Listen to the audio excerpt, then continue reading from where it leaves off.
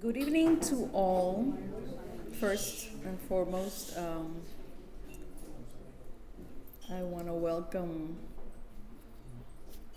my dear friend DEMI, who is here with us tonight. DEMI, welcome.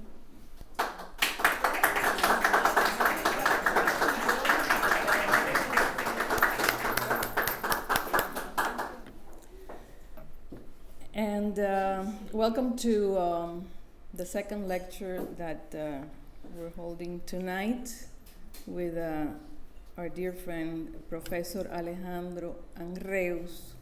I wrote like maybe 20 pages for this introduction, but I'm going to be brief and to the point. I started thinking, what is it that brings us together here tonight?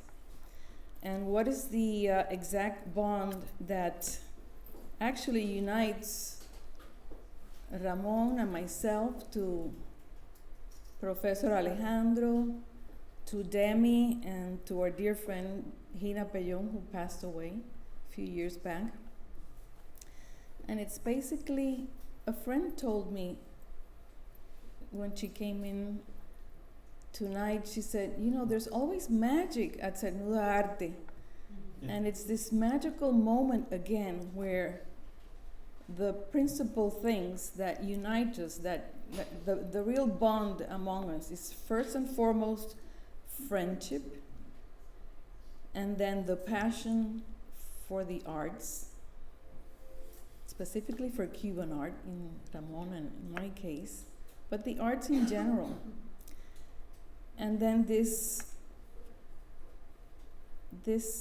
fascinating world of sharing so many beautiful things that brings us together, like in a night like tonight.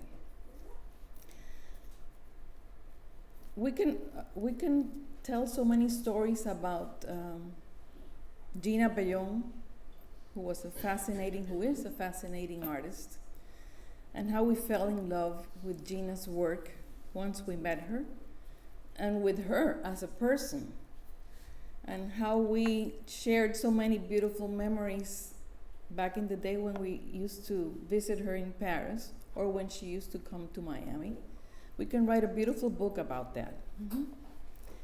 And then about DEMI, how we adored her work from the very beginning, when we saw that she was starting to paint and she wouldn't show us what she was doing because she was shy about it.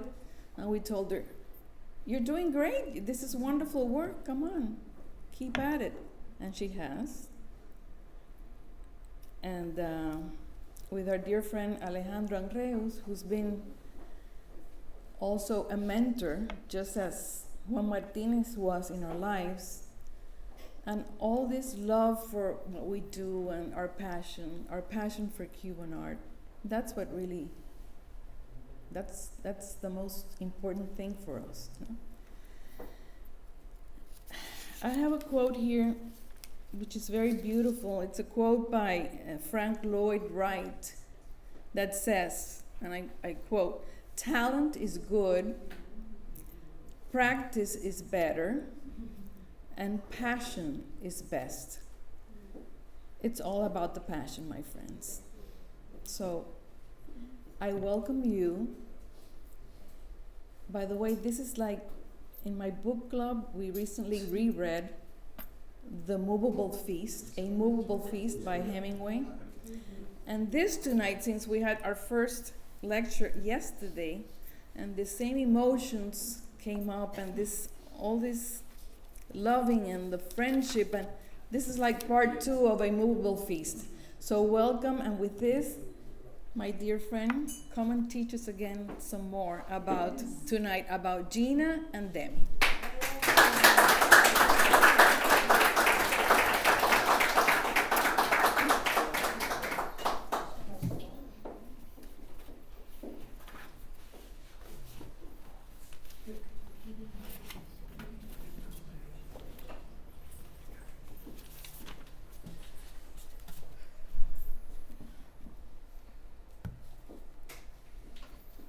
Again, buenas noches.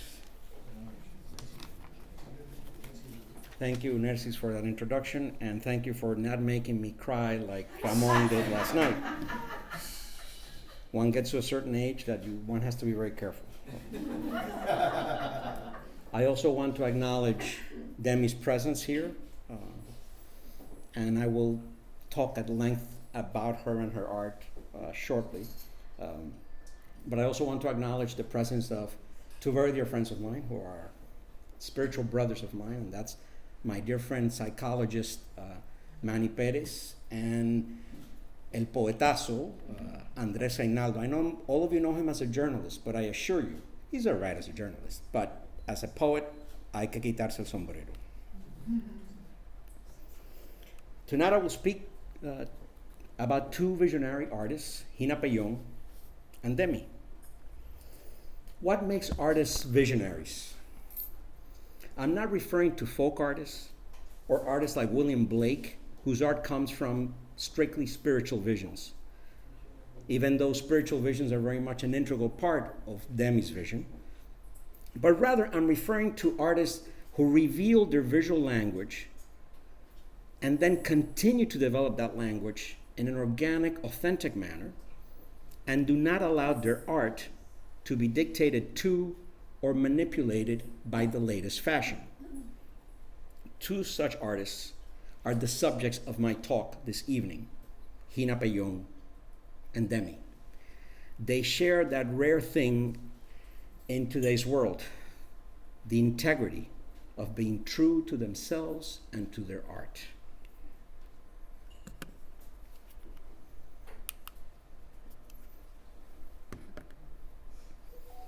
Born December 26, 1926, in Cumanayagua, Las Villas, Gina Pellón attended the San Alejandro Academy of Fine Arts, graduating in 1954. Years later, she would recall, and I quote, "Yes, the academy was conventional and conservative, but there I learned the basics and acquired my craft as a painter." End of quote. At the academy, and this is very significant, she befriended fellow artist Antonia Eiris, whom she would consider mi hermana, my sister, for the rest of her life. And what I want you to keep in mind is that you're seeing work by Gina down here upstairs, where there's basically a marvelous mini retrospective of DEMI. There's also a room full of Antonia Eiris. Gina and Antonia are two sides of the same coin. So I urge you to look at Gina's work and then Antonia's work after my talk. Immediately upon graduation, she began to earn her living as an art teacher, eventually teaching at the Polytechnic Institute of my neighborhood, Vedado, through 1957. There, she taught children, and she would recall many years later that she encouraged them to visually tell their stories with lines and colors, expressing themselves freely. And in her words, be able to say a narrative, but say it with shapes and colors and textures. While still an art student in 1953, Pellón began to exhibit in group shows, first at the Círculo de Bellas Artes in Havana, then in other collective exhibitions. She was also friendly with artists of her generation who favored abstraction, such as the Grupo Los Once. With the arrival of the revolution in 1959, the new regime created a series of scholarships for artists to study outside the island. Pellón applied, but a scholarship was not granted. She decided she needed to get to Paris, regardless. She contacted a steamship company to find free passage. The manager told her if she brought 12 scholarship students to travel, she would get free passage. Pellón, in that incredibly Cuban overbearing way that we have of overdoing things, ended up bringing 50 scholarship students to be passengers. The young painter left Cuba in December 1959, arriving in Paris, and this is significant, never to return.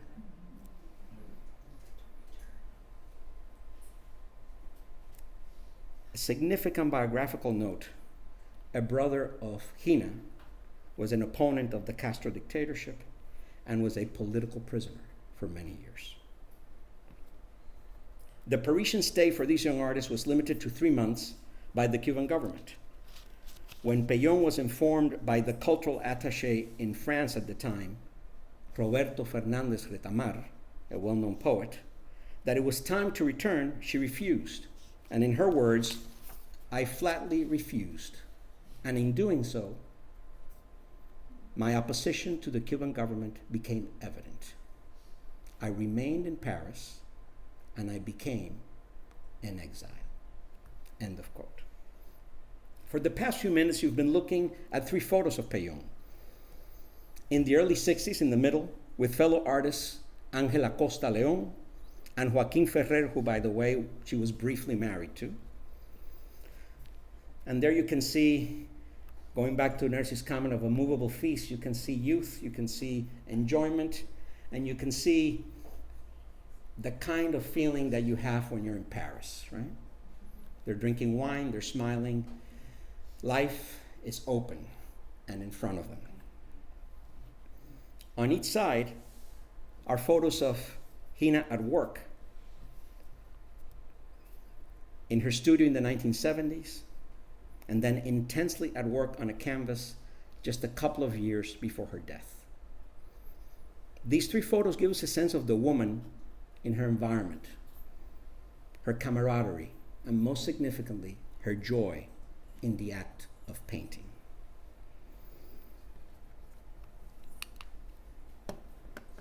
An early work from the 1960s, on the left, The Passengers of the Moon, reflects the influence of Paul Klee in his compression of space and form, but it is already, make no mistake about it, a Pellón work with its scratchy lines and rubbed and stained surfaces.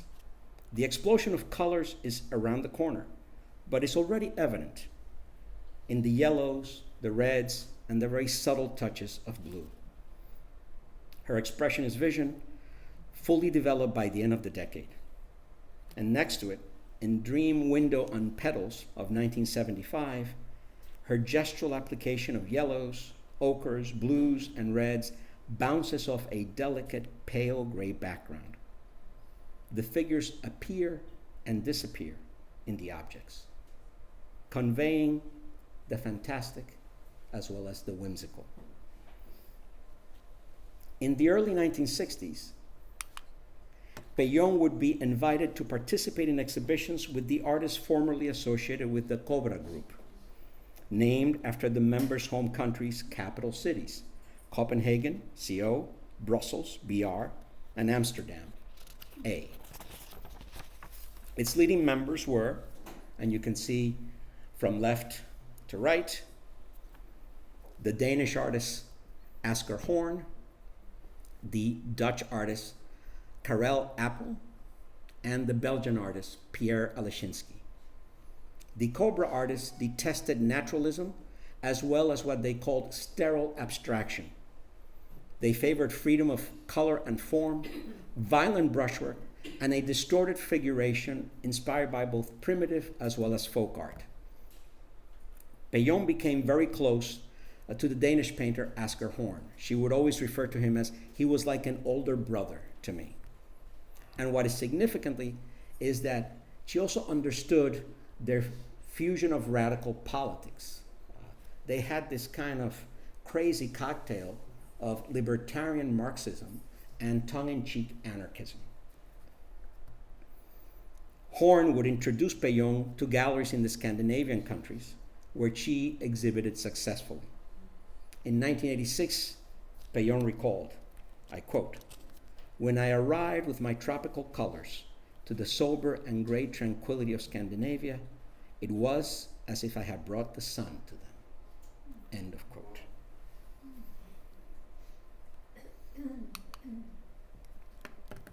In her mature work, Pellón would develop a technique where she would paint and stain the canvas with large passages of color, then add patches and strokes of more solid, thicker colors, and then use the brush almost like a crayon, and draw and scribble as a way of defining the shapes. In the process of paint application, she defined the space, figure or figures, and the ground. We see this in Cendras on the left of 1984, which by the way means ash blonde, where the squiggly orange, yellow, and blue lines define the face and neck of this portrait. And yet, at first glance, if you look carefully at the picture on the left, the image is ambiguous enough to suggest two faces kissing. Next to it, The Show Is About to Begin of 1985 depicts a full figure. Is she an actress putting on makeup and getting ready to go on stage? It's possible. Framed in a yellow-orange background with white passages and blue lines, she's dressed in light colors, and these are applied in quick brushstrokes, conveying the energy of the figure. The head is defined in blue, and the deep red lips smile at the viewer. It is a life-affirming image, and this is essential in the artist's work. With few exceptions, Pellón's subjects are consistently joyous. She will also over time favor the depiction of female figures as symbols of sensuality, of life, and of beauty. The art critic José Gómez Sicre would write of the artist, I quote, "In the best Cuban plastic tradition, Pellón makes use of a brilliant palette. As a true colorist, she creates form from pigment with frenzied energy. Her compositions might be described as the work of a highly chromatic expressionist. Charged with tropical sensuality, they impart a linear vision of ambient reality." End of quote.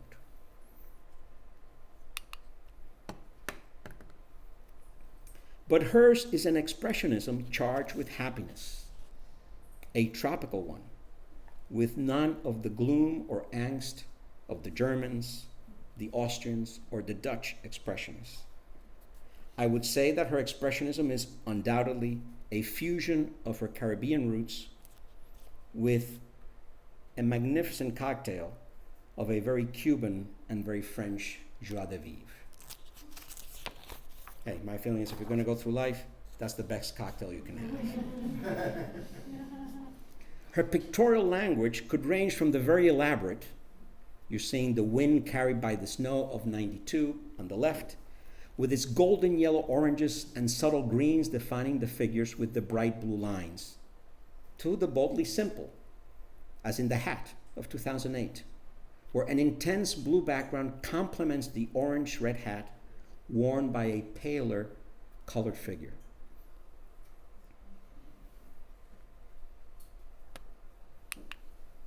In a group of smaller pictures from 2010, we see her remain an intense colorist, but she's working against black backgrounds and utilizing collage.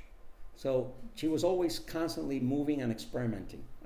She never stayed in a kind of repetitive mechanical process of work. The delightful Cuban finch of 2010 on the left is endowed with a sense of whimsy, which becomes even more prevalent in Pellón's late work. Painted in orange, yellow, greens, and tans, the female figure is outdoors in a landscape. Sitting on the figure's right arm is a large pink bird. Obviously, it does not look like the actual Cuban pinzón, which is small, brown, black, and yellow, but rather an imaginative evocation of a bird. The overall color scheme has a fresh and breezy quality. The woman looks soft to the side at the bird, and remember that birds are usually symbols of freedom and spiritual elevation due to their lightness and flight. But this bird seems awkward due to its size, adding a kind of clunky humor to the picture.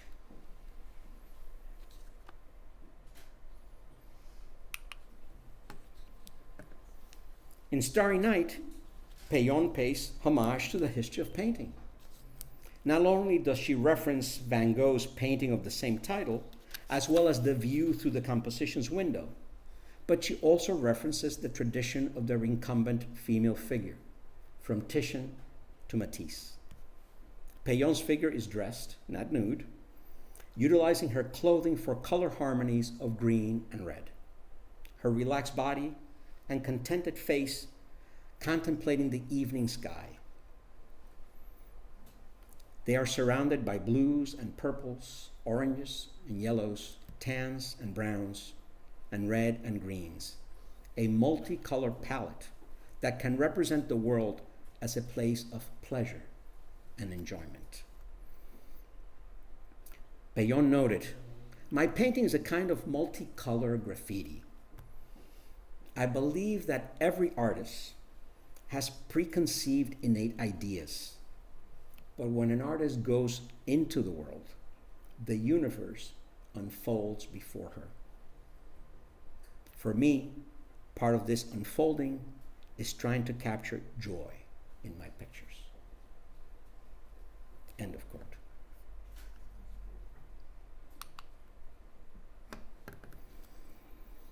As Gina Pellón aged and became frailer, her colors became brighter, her brushstrokes freer, like Matisse in his late paper cutouts, or like Amelia Peláez in her final paintings. She celebrated life as she waited for death. There is no sadness, mourning, or bitterness, but rather an explosion of joyous energy. Look at the intense colors in Ready for the Dance on the left. That's from 2013. Look at the vigorous strokes and cut shapes in Come and Celebrate the Joy, also 2013. Both of these works are from the year before her passing. If you did not know that these were made by a woman born in 1926, you'd think in their vitality they were the works of a 20-year-old. Gina Pellón had one of the most illustrious careers among Cuban artists of her generation. She had over 50 solo exhibitions and participated in some 200 group exhibitions in her lifetime. Together with painting, she produced work in printmaking and tapestry design. She illustrated books of poetry, and she herself actually also published a book of her own poems. She died in Paris at the age of 87 on March 27th, 2014. And you should know that right till the very end, while she still had her health, every time there was a protest on behalf of human rights in Cuba in the city of Paris, Gina would be there with her walking cane, letting people know how she felt about the issue. Shortly before her death, she told a journalist, "I paint every day, from dawn to dusk. In this process, I have the necessity to create, to portray the emotions, and when I am close to finishing a work, I have the temptation to start another." End of quote. Painting for Pellón was like oxygen, essential. It kept her going. And she was true to her artistic vision until the end.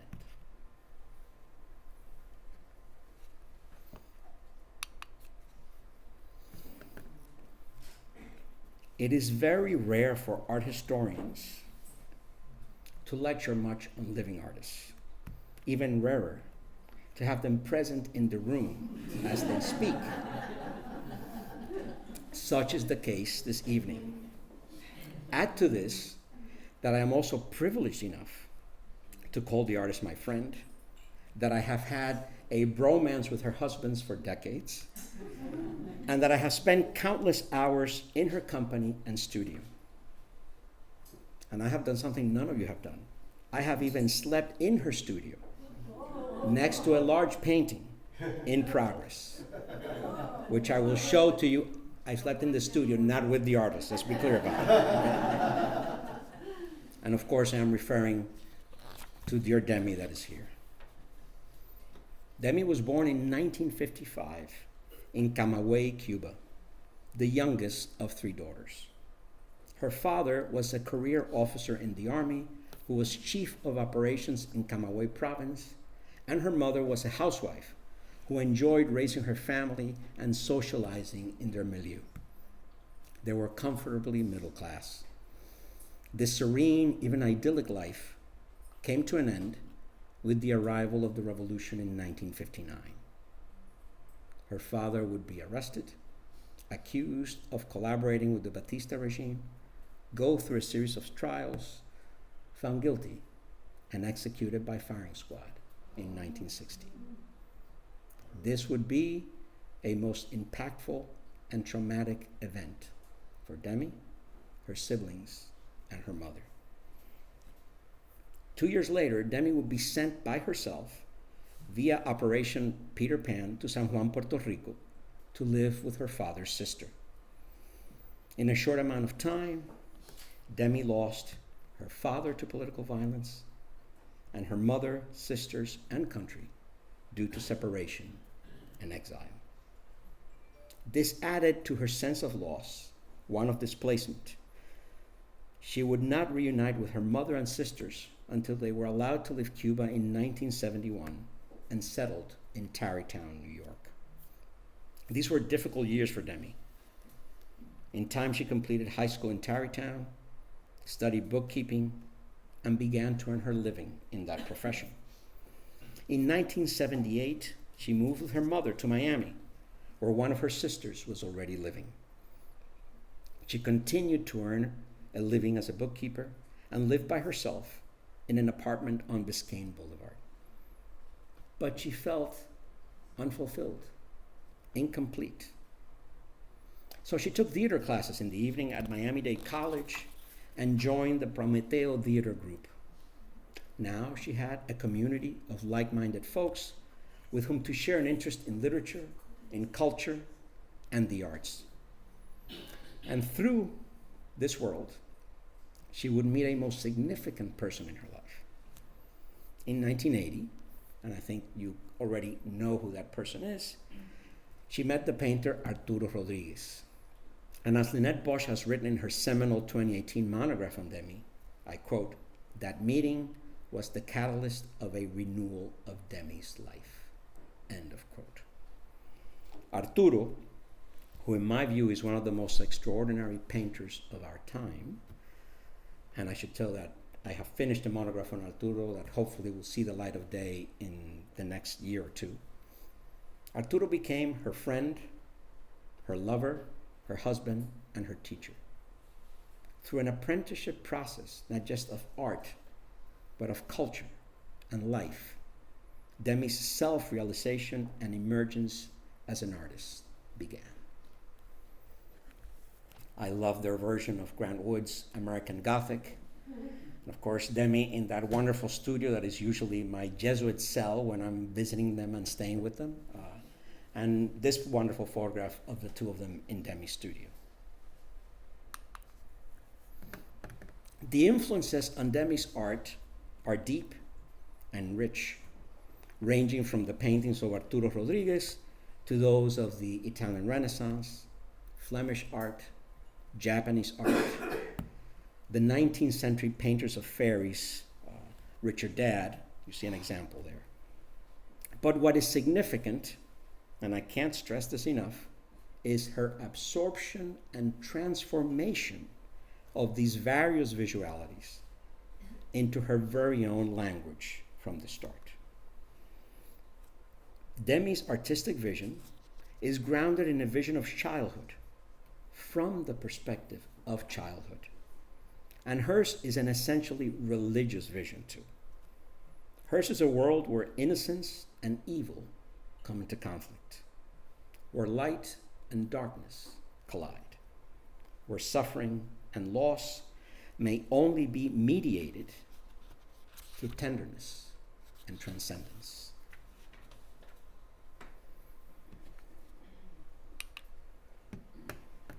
Early works, such as Arturo and DEMI of '84 and Boy with Florida Oranges of '86, capture both romance, the first, and mystery, the second.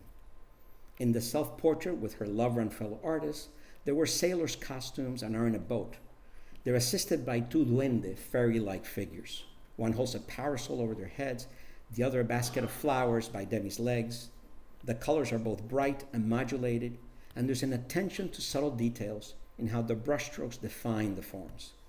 Both facial expressions are inquisitive, with DEMI's being more serious.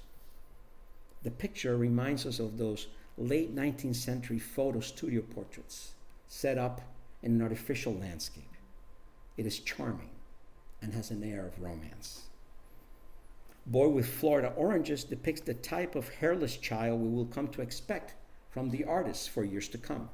Demi has told me that for years she struggled and that Arturo wanted her very much to paint hair on the children. And she just couldn't, since for her, being hairless represented both innocence and vulnerability. This serious boy stands dressed in orange with a white lace collar.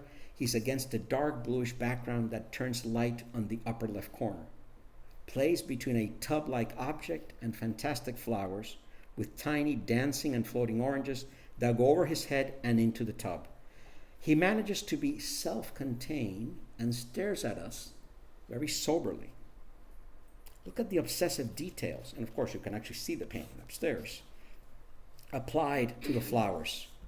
Demi's is a sensibility to detail akin to Flemish painters like Van Eyck or Bosch, where details and textures become hallucinating and emphasize the unknowable. The darkness behind and around the child convey the mysterious.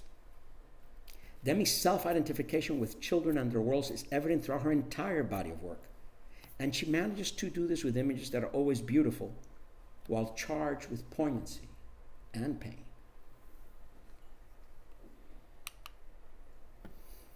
Frozen Charlotte on the left, 1986, is based on a Victorian period doll, in turn based on a folk ballad where a girl refused to wrap herself up with a blanket to go on a sleigh ride, and she froze to death during the journey. The painter places the figure on a mechanical pedestal where she holds on to two pole-like pieces of metal that have wings.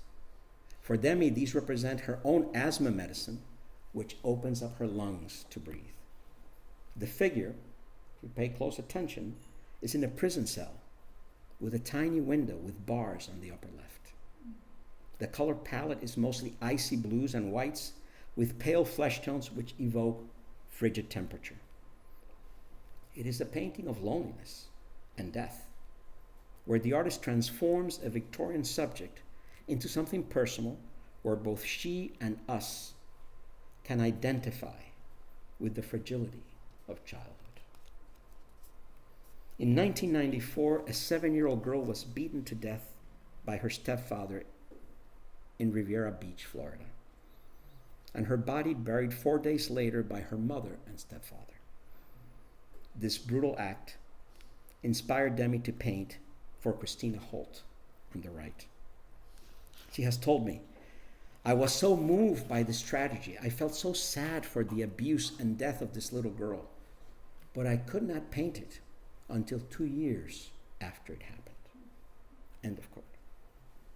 In the horizontal picture, the figure appears lying down, covered by flowers, and held up by small wheels on sticks that seem to be transporting her, possibly to the beyond. She raises an arm upwards towards God, asking for help. The color arrangement of blue flowers and green tree complements the orange-yellow that surrounds the figure and fades into the background, projecting a resurrection-like feeling around the child. It is not a gruesome literal image, but rather a poetic representation where the beautiful and decorative can help us mediate a difficult subject. Demi's paintings can also be fantastic expressions of joy, even as the children look at us with pensive faces. Merry-Go-Round of 1987 is a very good example of this. Now, merry-go-rounds represent the wheel of life and fortune, and also the loss of innocence as it moves round and round. In Demi's version, one child sits on the carousel horse and the other child sits on the side of the horse.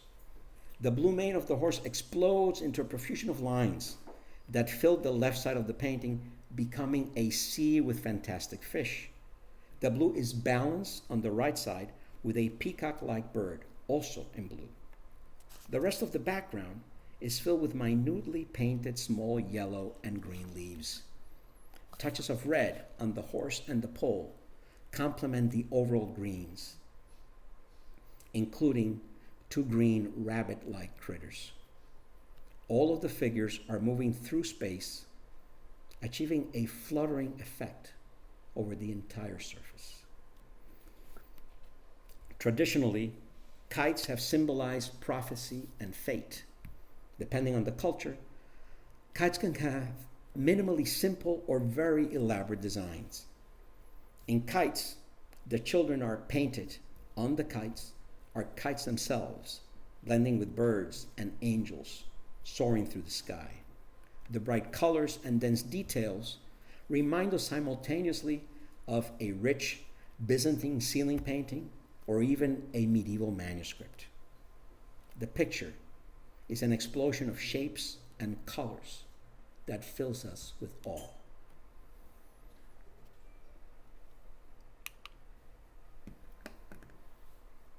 Among the works of DEMI that have garnered attention are her close-up, focused, and usually smaller portraits of infants, with dark backgrounds and the heads pressed up against the front of the picture plane.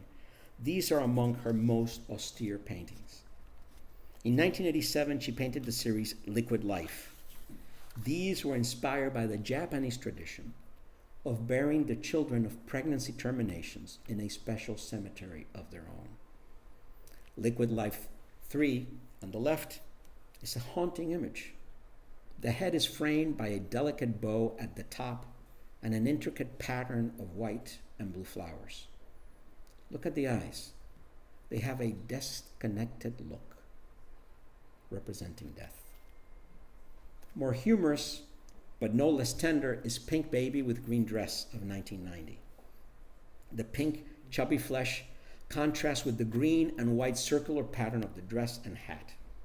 The eyes make contact with the viewer, while the pursed lips attempt to smile.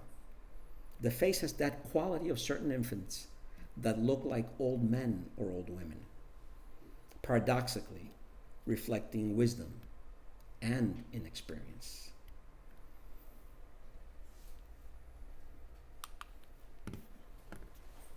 Me and My Sisters of 1988 and The Ascension of 1996-97, to me, are among her most profoundly spiritual pictures. The first, Me and My Sisters on the left, pay close attention, evokes in its composition the image of Our Lady of Charity, La Caridad del Cobre, appearing at sea. In the center, there is a child wearing an elaborately detailed blouse and skirts and striped socks. She holds a photo in her hands of the three sisters. She sits in what seems like a very fancy boat. The sea around her contains various infants and seashells. Columns arise from the boat, which definitely evoke the silhouette of Our Lady of Charity, La Caridad. Floating babies with pieces of cloth at the top of the painting resemble angels.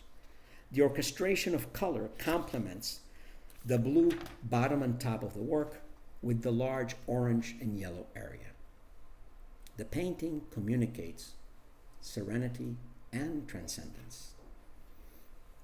Consisting of complex and various greens and reds with flesh tones, The Ascension depicts a panoramic landscape with a verdant valley, and this valley has hills and trees that fill the background. In the foreground, 6 children, or perhaps the same child in different stages, occupy the space. A dark figure bearing his teeth appears in the left middle ground. Is that a guije, a Cuban elf that appears by rivers in the woods to scare humans and announce death? Possibly. While on the other side, a green bird, a symbol of hope, sits. The children or child is in a process of transformation. From the fetus on the lower left to the bird-like tree child that is lifting off from the top of the head of the dark figure. Although a dark element is evident in the painting, again, the Ouija figure, it adds to the transcending quality. Pain and suffering are part of the human condition. Death is part of the human condition, but they can be overcome through the Spirit. Therefore, the ascension.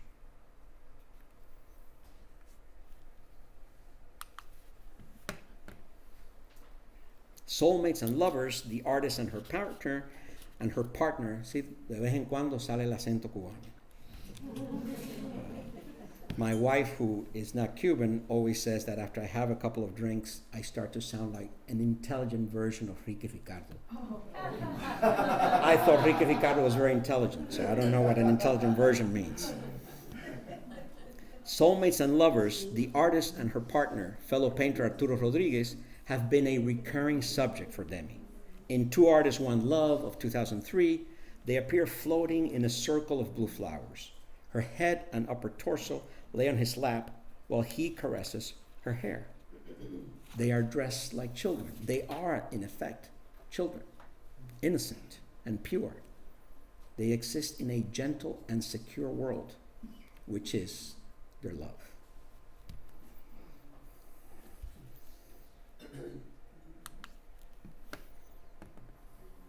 In 2014, DEMI completed what is perhaps her most violent and disturbing painting up to now, The Execution. This is the painting that I slept next to for almost 2 weeks while it was in progress. Before this work, the artist had alluded symbolically to her father's killing, as well as depicted him alive in the company of her mother, herself, and her siblings. This time, it will be a graphic and unsparing image, painted in reds and pink, purple, whites, grays, and blacks. The work compresses onto the foreground the falling body of the father as it is pierced by red spears and blood springs from the wounds.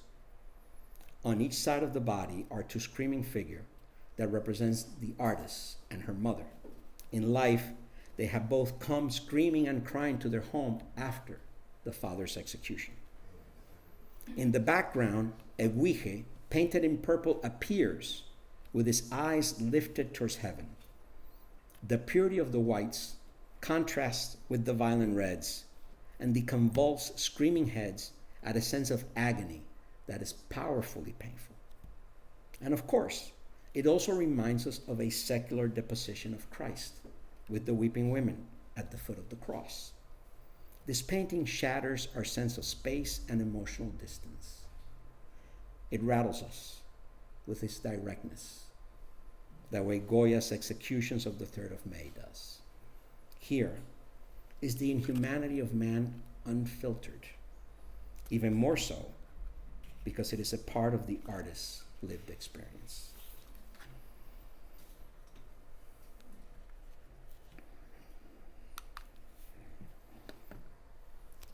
During the first two most difficult years of the pandemic, 2020 and 2021, DEMI painted the largest canvases she has ever worked on. One measuring 91 by 72 inches, the other 98 by 104 inches. She refers to these two paintings as her pandemic paintings. And they are like murals due to the scale, taking up the entire space of her studio while she was working on them.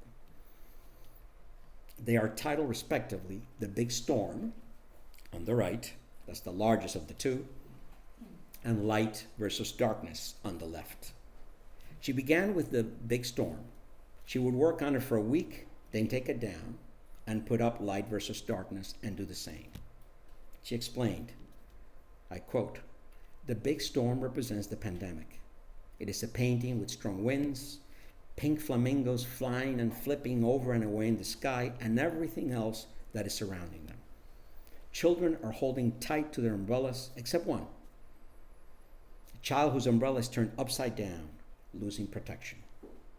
The umbrella symbolizes the beautiful protection when I was by my mother's side as a child. I used a very somber palette of dark blues and dark violets, contrasting with pinks. Very thick paint was used with a large brush."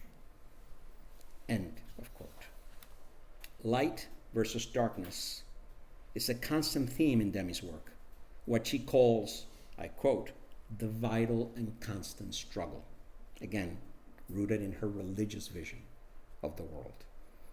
Darkness is represented by a large dark blue mass that has eyes and a mouth. Light by a huge angel-like figure painted in gold. It is an image of a confrontation between good and evil, where goodness must, and I stress, must triumph. It is a painting about perseverance amid despair. And that perseverance for DEMI is grounded in her faith in God. Her canvases are populated by children, many of which evoke ancient men and women. Her work is not sentimental or kitschy. On the contrary, it possesses a resistant quality that is hard, tough, and a beauty that can be hallucinating.